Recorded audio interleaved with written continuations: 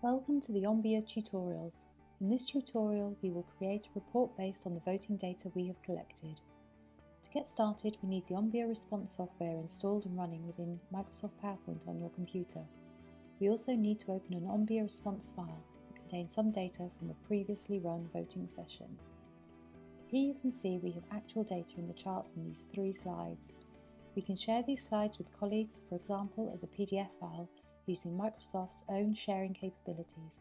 Although this may sometimes suit our needs, OMBEA's reporting tool allows us to drill down for more detailed analysis. We'll launch the reporting tool by going to our OMBEA response toolbar and clicking on Reports. In the resulting window, we can see many different reports to choose from.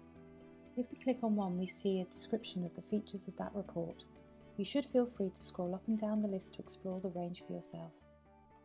We want to generate an Excel spreadsheet of the overall voting results from our session, so we'll choose the Question Report from the top of the list.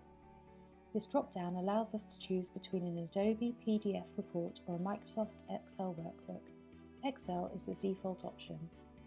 Here we give our report a name and save it somewhere appropriate on our computer or on a USB flash drive.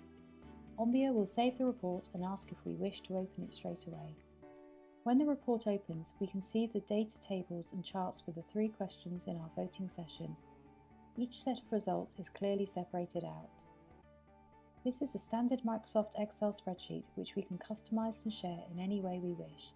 For example, we may want to change the chart colors or copy and paste the tables into another document.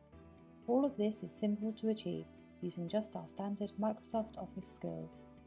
And that's it. You now know how to produce reports from your voting data. There are more tutorials and guides on our website that will show you how to reuse your slides or make more advanced adjustments, so feel free to check those out now.